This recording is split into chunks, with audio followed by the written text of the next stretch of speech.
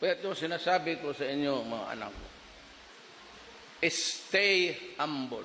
Do not flaunt that power. Kita mo ako, mas gusto kong hindi ako pansinin ng tao. I would rather just cover in one corner. Ayaw ko yung pansinin. Nagsawa na ako niya. Ilang taon na. I just want to do things. And I do not accept awards. Because I am paid to do that. Every time they say, may award ka, sabi ko, no. Bayad ang serbisyo ko dyan. No awards, no nothing. Wala, wag kayong ano dyan. You're just wasting your time. I do not appreciate it.